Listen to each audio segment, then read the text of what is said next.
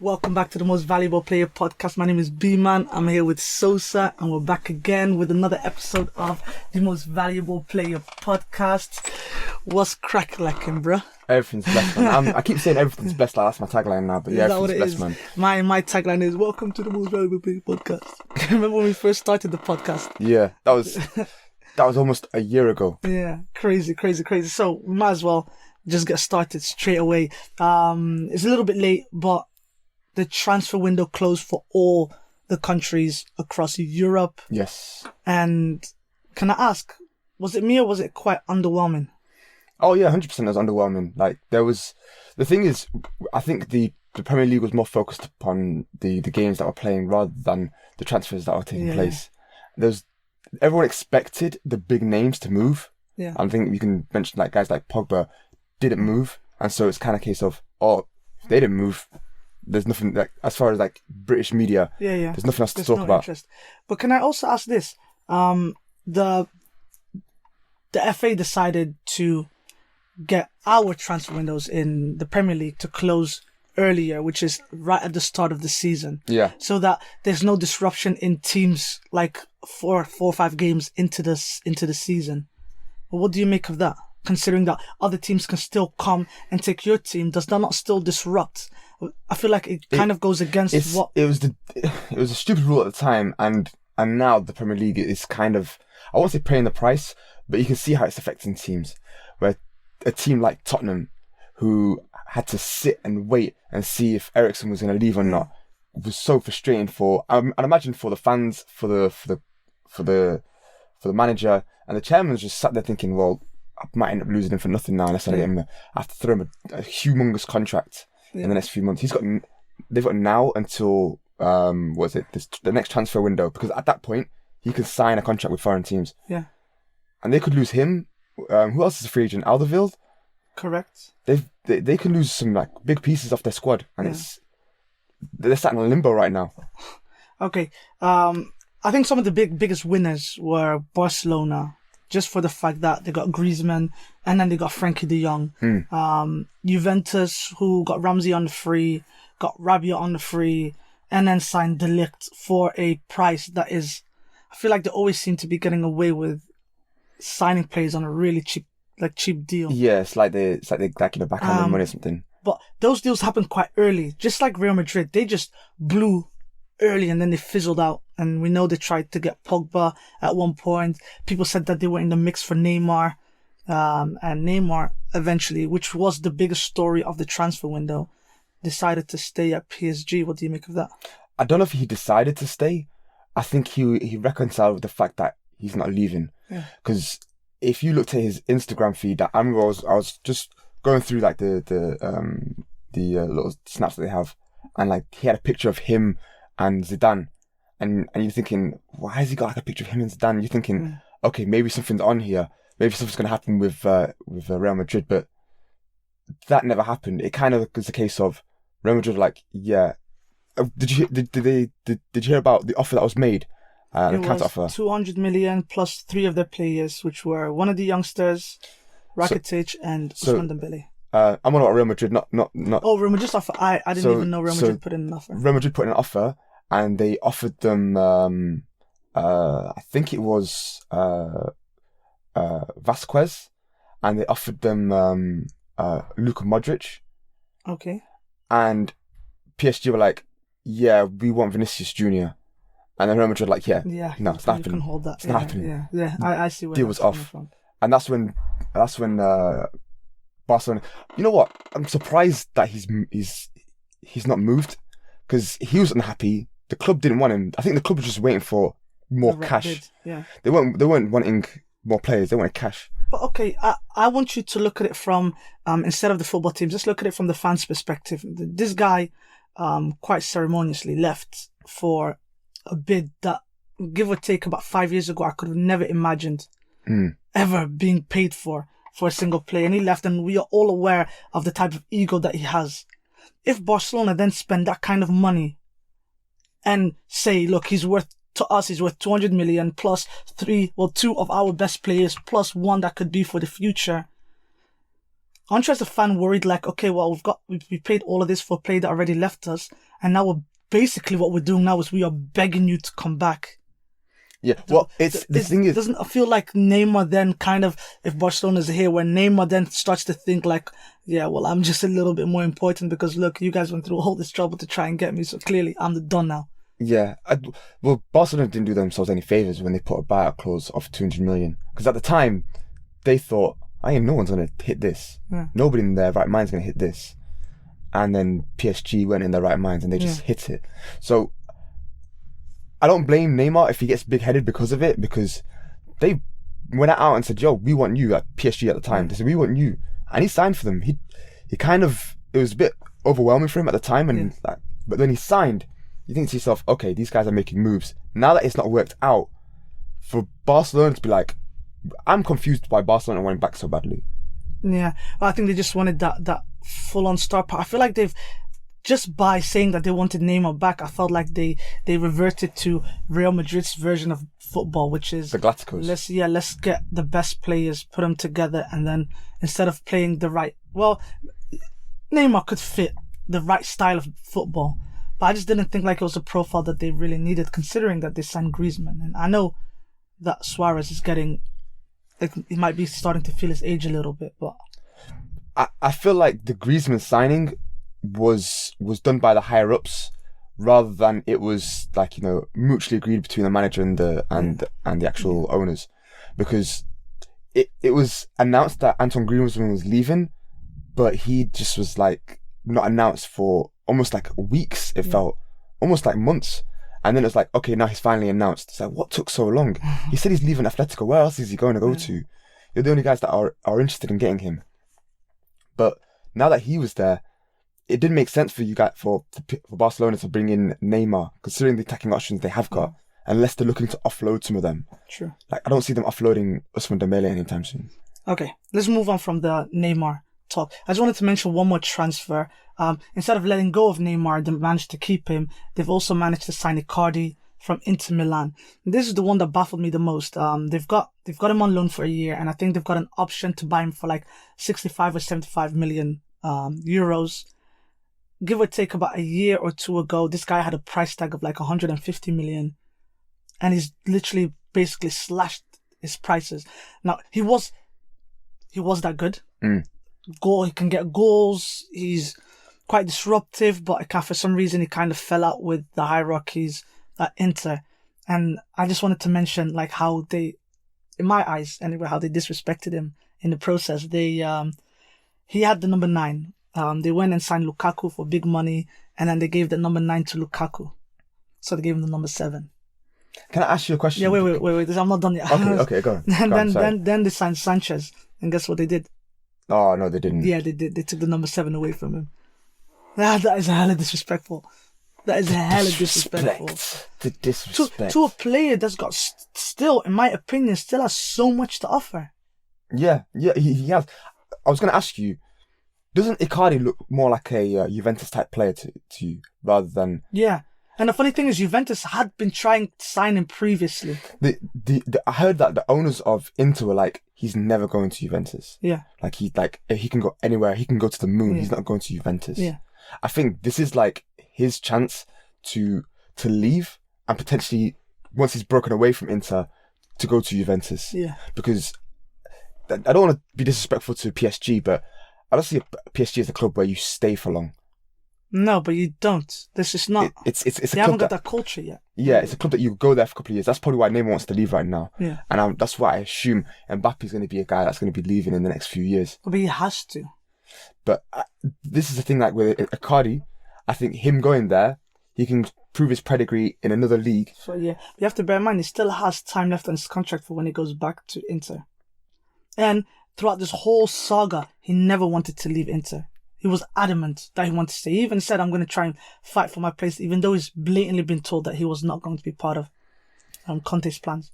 Yeah, I mean, for him to say that it throws me off a bit, because he's been given an opportunity now to do something, to actually prove his worth. And even if it's a case of he might not get his starting role back at Inter, he might be able to open the eyes of other people around the league to see how good he is, how talented he is. True. Okay, so let's move on to the next topic, which is international football.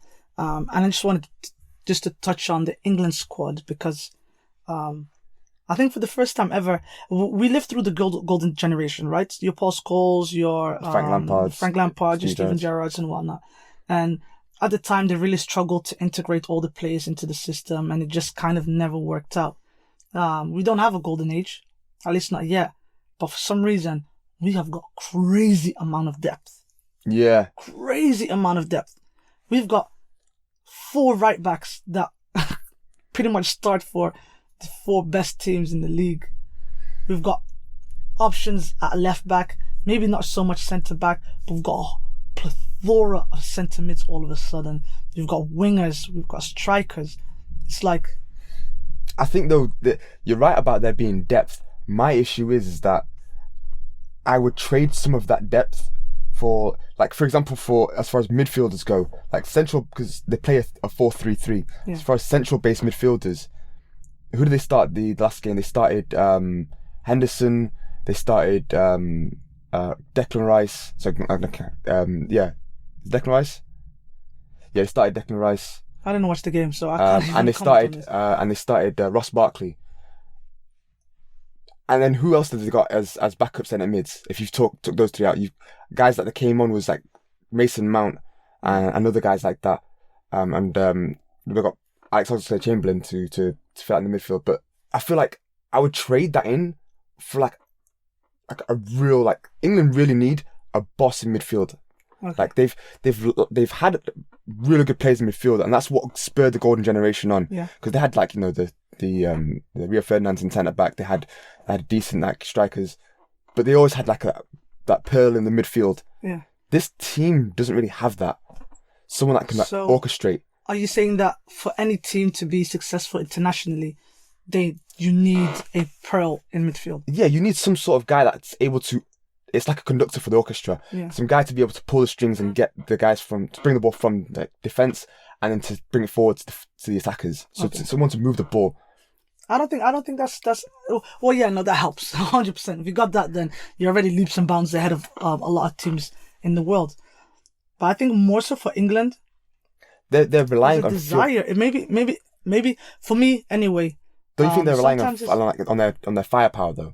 Like the guys like Raheem and yeah, but you should. Of course. Rightly so. You should depend on that. But I just think what England need more than anything is kind of a change in mentality, where we've said this for years now. We never talk about these teams until it's like the World Cup. But it's South American teams, for example, they don't have the most. And we're talking about your Perus, we're talking about your Ecuadors, we're talking about your Chiles, we're talking not Brazil and Argentina, we're talking about everyone else, Paraguay.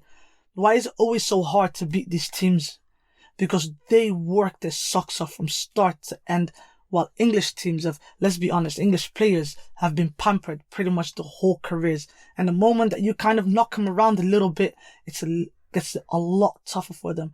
And I'm not saying that this is, there's no simple answer to trying to unlock international football, because sometimes it just comes down to pure luck. I mean, let's be honest, Croatia, although they had an absolute staggering midfield, like on paper, if you saw that team, would you have ever imagined that they would make it to the World Cup finals? No, they had no right to. But they did. Why? Is because as a team, they were just that much better than a lot of the other teams that they played. And like you said, they had a little bit of spark in midfield that just kind of allowed the strikers to play and the wingers to play a lot better. You know, it's interesting you mentioned about the South American teams. I think it's not just a South American thing. It's more of like a fight for my place type culture. Like with like certain countries that football is everything to them. Like in England, football is important. It's not everything. So like these, especially the young English players, they don't really play their trade in their top teams. They end up going to like their youth teams for like their clubs, or they end up getting loaned out to Championship, which is good trade and a good way to actually, you know, get game time. But when it comes to like the next stage, a lot of the guys will probably not want to. They'll probably take a paycheck rather than cut their teeth and get like game time under their belt. Yeah. But with the guys who are in the squad now, they're the ones who've managed to break through and get game time in their club. Yeah. Guys like Declan Rice, guys like or Harry Maguire, he made it all the way through the English English league to get to where he was. So they need to have more desire. You're right to more fight in them to want to actually to play the game. Because it makes a dramatic difference. And I'm not saying that these English players don't want it. I know they do, but there's a difference between wanting it and needing it. And when you see some of these other teams playing, you can tell. You could just tell, like they're ready to put their life on the line to get the win for their country. Like it means something to them. It means more to their fans. Like, bloody hell, was it Panama, where a guy worked like pretty much every single day for like a year or something, and then trekked all the way to Russia just to watch his team. Let's be honest, how many European fans would go out of their way? I think he caught a flight to mainland Europe and then trained it all the way through because that was the cheapest option for him. That's insane. That's dedication right there. Yeah, that's what I mean. Like, and that that effort and that desire, it clearly translates into these teams that are playing. So yeah, because they're fighting for something, and when they see the fans put in that type of passion, exactly. Like in England, it's kind of like we've always had this thing where we thought that we're England. To be fair, we have got the best players. We've been disillusioned by all these defeats that we've endured. But the reality is although we've not won at all in our lifetime, I mean, do you reckon fans? I still think we're like. Do you reckon fans have that much of an impact on the way that players are performing on the pitch? 100%. And like, do you reckon the fans that are that passionate behind them? Of course. Because I would have thought that because there is a gap in talent for like South American teams and European teams. I don't know where this conversation's come from, but we'll keep going with it. I feel like even though that's the case, the fans in Europe, there are a lot of like ultra fans that really rally behind teams. Yeah. But sometimes it's just not enough. Sometimes you do need the quality. Of course you do. And of course. And without a doubt. It's not enough for those guys to have enough fight. But the reason why I mentioned it in terms of England is that England does have quality. And if the quality then combined it with a hunger or the need to really win, where you've got everyone with that same passion and desire, for example, that Henderson had when he scored that goal towards the end of the season for Liverpool. Like if you have a player that is that invested and you have that all the way across, with a style of play that suits them, but also when there's a sense of camaraderie between all the players, there's not a lot that teams can do to stop you. The French team, for example, not only do they have quality, but those boys are like best friends. Yeah, the thing is, the French locker room is like, you ever see their Instagram, I always talk about Instagram because I'm always following these footballers because they always have some crazy lifestyles. After the World Cup, these guys were all partying and like everyone was there dancing and celebrating. Like, and even after like a normal like win, but they're all together, they're all happy, they're all like blasting music in the locker rooms. I can only imagine the guys in the England squad, they've all got like headphones on, just on the phones like this. Yeah. And then you just like the only ones that I see that actually look like they're having a good time is when Jesse Lingard's in the squad. Rashford and some of the younger players. But let's move on to the last topic, and I really wanted to address this because there's been so many things that's been going wrong in football. In previous podcasts, I've always for some reason acted and defended like stuff don't happen in England. It happens all the time in England. And it happens all across Europe, really. And I just wanted to touch on why it's acceptable for people to behave in a certain way in football stadiums and against football players, whilst in their personal life or in their working life, that's totally unacceptable. So we've both been to football games. Yeah. We've seen loads of grown men make gestures and swear at players with or without their kids right next to them, which even last week, I believe it was in the Arsenal-Tottenham game, there was a young lad, and I swear to God, it can't be older than 12 years old, swearing, and the camera picked it up. You've got now all of a sudden this year of all, like since the start of the season, we've had homophobia in France, we've had racism in Italy, we've had anti-Semitism in Holland, we've even had sexism last year in Lazio. Like just in every big major stadium, there is some form of abuse directed at a specific type of player. And Yeah. really, really what I am trying to get at now is how could you possibly reverse something that seems to be quite universal at this stage?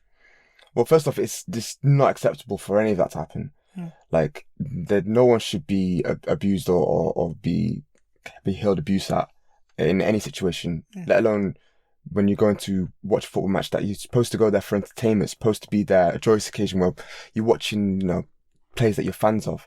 You don't want to be in the stands and have to hear and hear people being subjected to that. Yeah. I feel that fans in the stand, like, I don't want to generalize them, but it's a case of, it's like have you heard of that syndrome where if something happens, like, then there's, say for example, if someone does something wrong and that you're there in front of them, you'll call them out, but when there's like a group of people, Like, everyone's waiting for the next person to say something. Yeah. I feel like it's like a group mentality where someone's doing something. Okay, maybe it's acceptable because it's a group that's doing it, and I can't get singled out because it's a group event. Yeah. And it gets to a point where those group events become, okay, let's all go to the football match, let's go watch it together. Someone will start doing either like hearing racism or some sort of like sexist remarks towards like the new referees that are coming in now, and no one will pick up on it, and then they'll see that their mates doing it and think, you know what, maybe it's acceptable if he's doing it and no one's saying anything So like to him. the herd mentality. Yeah, and it's a case of it just builds, and then it gets to a point where, like with Lukaku, like it's a part of their culture that they do that to players, which is just insane. But the funny thing is, it's for some reason, again, the main culprits are men, and men only, right? It's like once they get into the stadium, it's like they're in another world, in their own bubble, where they feel like they can do whatever they want to do.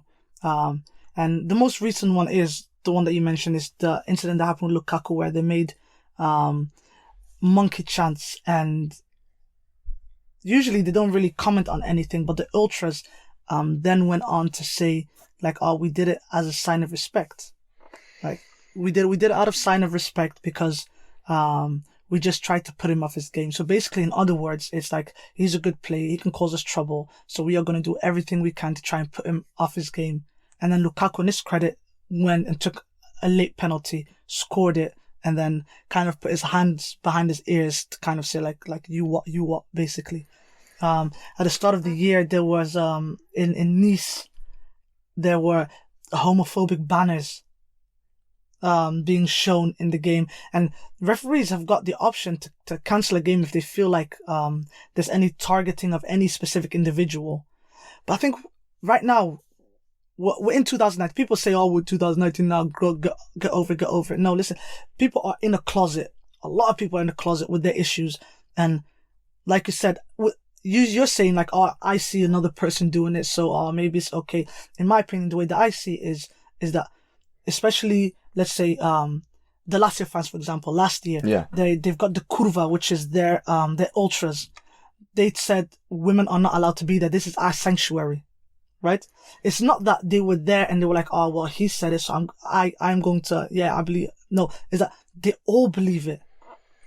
I think and as soon as it doesn't matter from who it comes from, every single person believes that what they are doing is okay. It's probably generations now that that's happening, from where teams have been like, because it's a case of who are the original guys that go to football games, because football games were done by like workers' men's clubs, where they were like, their I don't know, their original like company was playing against this other team, and it's every Sunday, and they got to a point where it got bigger and bigger, and then mainly just the guys who were watching it with their mates would go down there, turn to a football club where you go every week, to a point now where it's still like a working men's like mentality, where honestly I don't want to disrespect working men's mentalities, but like they go in there thinking it's all the lads. Everyone in the stadium's a lad. Everyone's going to watch the game. We're all in it together. Yeah, like all the macho. Exactly. Like, I get what you mean. So that's and for something like that to occur, where it's a case of no women are allowed here. Well, it's probably been like that for like the last like 80, 90, 100 years. It's been like that. But again, it's like they get into the stadium and these men then think, oh well, we are now in a place where we can do what we want to do. This is our sanctuary. and we can act how we want, we can do what we want, and we will not get condemned. UEFA will not do anything about it because they've been doing it for years. Their respective FAs won't do anything about it. They might put out a post saying, "Oh, well, we stand against it," but in reality, if we stand against it, then it's happened so many times that really we should do something about it.